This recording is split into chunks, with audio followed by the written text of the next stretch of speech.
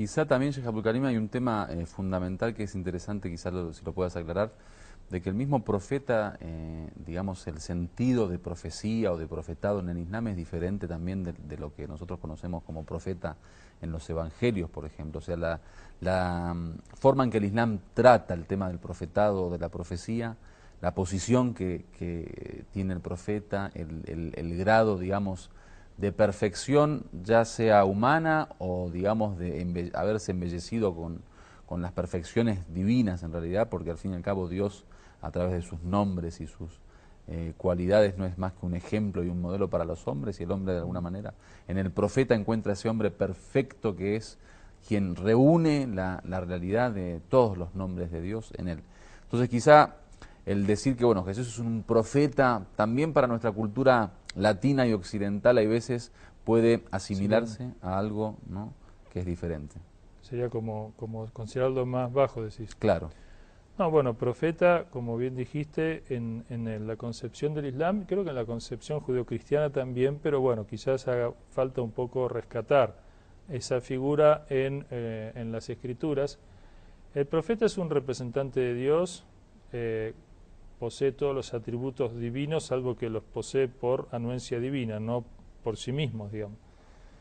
Y por lo tanto, en el caso de Jesús, nosotros tenemos que el Corán menciona los milagros de Jesús, como resucitar a los muertos o como, digamos, curar a los enfermos de nacimiento, a los ciegos, etcétera. Estos milagros que también los cristianos reconocen, evidentemente lo hace un ser superior. Pero el caso de los mensajeros de Dios y los profetas, nosotros tenemos en la Biblia, tenemos en el Corán, de que los profetas en general realizaron milagros como prueba de su condición y como, digamos, además una capacidad que adquieren en esos grados de cercanía a Dios, los seres humanos que se purifican a ese nivel.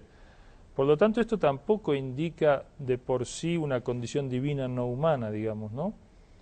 Y además que ellos son guías para los hombres. Si no tuvieran la naturaleza de los hombres, dice el Sagrado Corán, los profetas no podrían ser una fuente de inspiración para ellos, porque, digamos, estarían fuera del alcance de las posibilidades humanas. Y sobre todo hay que rescatar también la dimensión social, política de los profetas, que es muy importante. Es decir, generalmente se asocia desgraciadamente a la religión en nuestro medio un poco por el acontecer histórico de la religión, particularmente en Occidente, y del devenir que tuvo, como algo que tiene que ver con la otra vida, el otro mundo, la pura devoción, cuestiones íntimas, individuales, pero que no afectan la forma de vida y que no se tienen en cuenta a la hora de, digamos, discutir los grandes temas políticos, económicos, sociales, culturales. Y eso no es para nada así en el ejemplo de los profetas, y en el Islam creo que como ningún otro, quizás por el tema de que fue el último mensaje y que se mantiene en su estado puro, el idioma en que fue revelado, en la misma revelación no se ha alterado para nada. Los musulmanes tienen una fuente de información profética muy vasta en todas sus dimensiones, en la conducción de un Estado, en la creación de la familia, en las leyes económicas, sociales, etcétera. Entonces, ha rescatado con mucha fuerza toda esa condición de los profetas, y hoy en día lo vemos en el mundo, como está lo que está sucediendo y la fuerza que tiene el Islam y el renacer del Islam para transformar el mundo aún en el plano político y social. Bueno, cambiando un poco de tema, ya saliendo de la personalidad de Jesús con Irse a la Paz y viendo el tema de la relación entre musulmanes y cristianos. ¿Cómo ven los musulmanes a los cristianos y qué tipo de relación hay con ellos?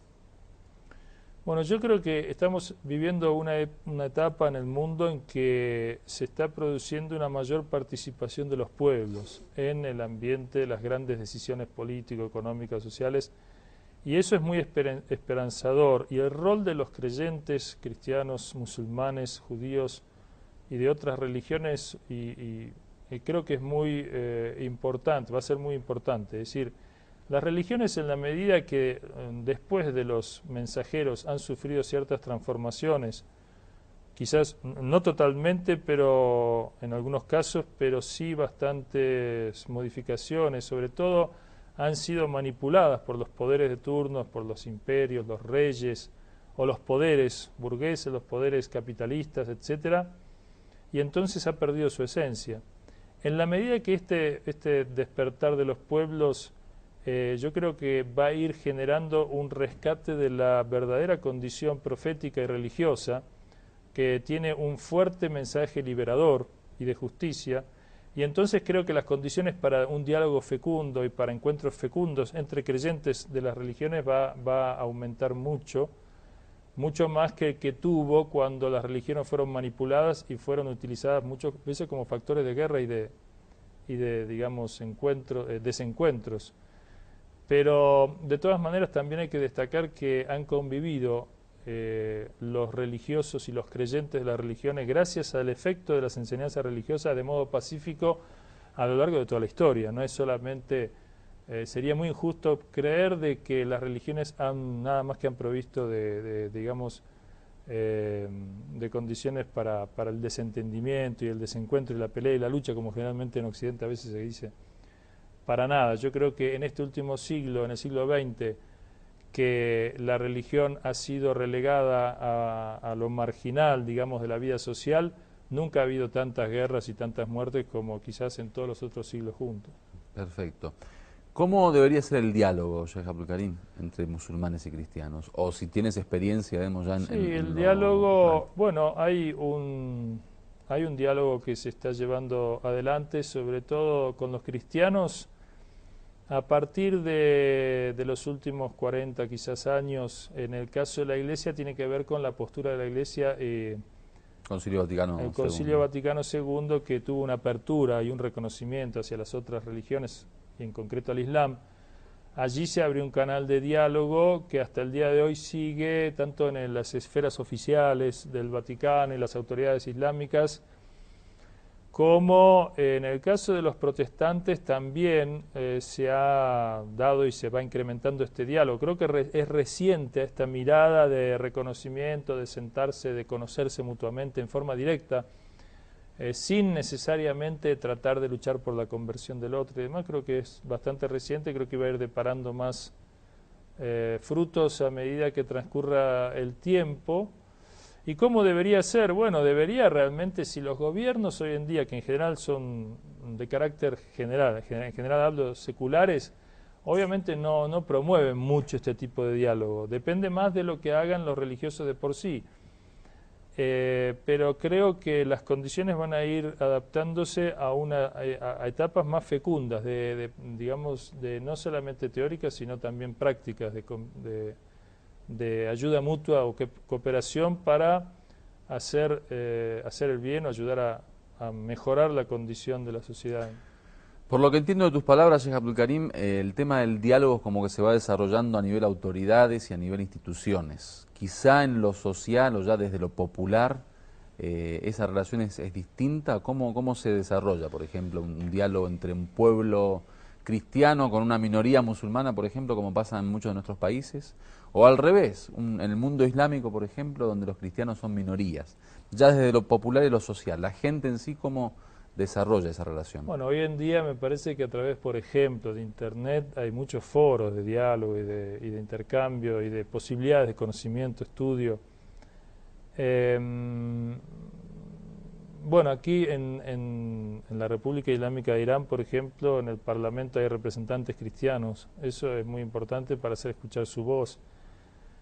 Hay también habido encuentros que se han, digamos, se han hecho aquí en este país. A mí me consta que han venido muchas veces visitas, delegaciones de alto nivel o de nivel, digamos, medio. Han sido invitados muchos religiosos cristianos aquí.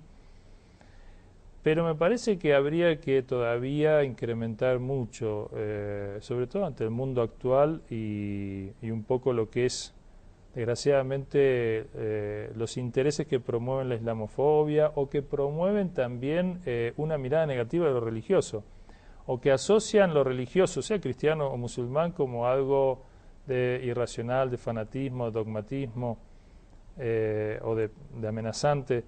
Creo que frente a eso, que es una tergiversación muy burda de los mensajes de Jesús, de Muhammad, de los profetas en general, creo que habría que hacer tener una tarea mucho más fuerte, sostenida, con, digamos, de diálogo no solamente con autoridades, sino también entre creyentes. Promover, por ejemplo, congresos, encuentros juveniles, disertaciones. Quizás Hispan TV abra la posibilidad de que haya contactos, diálogos. Perfecto. Volviendo a nuestro tema y el eje principal de este programa, Sheikh Abdul Karim, el tema de Jesús, hijo de María, con él sea la paz. Hablaste en una parte que Jesús, digamos, no concluye su misión. ¿Qué cree el Islam con respecto al fin de los tiempos? ¿Qué cree al respecto de la vuelta de Jesús, el regreso de Jesús? ¿Cómo es ese regreso? Bueno, acá hay un punto en común importante entre el cristianismo y el Islam, y creo que los va a ir hermanando cada vez más en el futuro, y es que ambos, musulmanes y cristianos, esperamos la venida de Jesús. Y junto al imam Mahdi, el descendiente del profeta Muhammad y de Ali y de Fátima, la paz sea con ellos, esto es una creencia de todos los musulmanes. Por lo tanto, la misión fundamental de estos mensajeros y estos representantes de Dios, en el caso de mensajero de Jesús, pero al-Mahdi es un representante de Dios, un imam, la esencia de su, digamos, de su aparición es establecer la justicia en toda la tierra, el amor, la fraternidad, el conocimiento de Dios, la religión universal de Dios, la única religión de Dios, que es la voluntad de Dios único, la hermandad de toda la familia humana, el reencuentro de la familia humana. Y entonces marchamos hacia eso, marchamos hacia la eliminación del imperialismo, de las injusticias, de las desigualdades. Este es un punto en común que además para esta llegada, para esta aparición, hay que trabajar, es decir, no es que, digamos, hay que tener una actitud pasiva. Este es un punto importante. Ahora, los cristianos generalmente suelen creer que la venida de Jesús está asociada al fin de los tiempos, mientras que los musulmanes está más asociada al comienzo de los tiempos, en el sentido del comienzo de los tiempos de la justicia. Claro. Y el gobierno de la justicia se extenderá por muchos años, y la humanidad encontrará el sentido profundo de la vida y de la historia en esta justicia universal. Perfecto. Bueno, Sheikh Abdul Karim, te agradezco mucho. Un programa interesante. Se habló hoy sobre Jesús. Nos damos cuenta que al fin y al cabo los puntos en común que tenemos con las demás religiones, especialmente obviamente los mensajes monoteístas, son bastantes. Jesús como el eje del cristianismo significa también para nosotros uno de los grandes profetas. El Corán habla, o las narraciones de estos 5 grandes profetas de la humanidad, en donde presentan a Abraham, Moisés, Noé, Jesús y Muhammad como los profetas.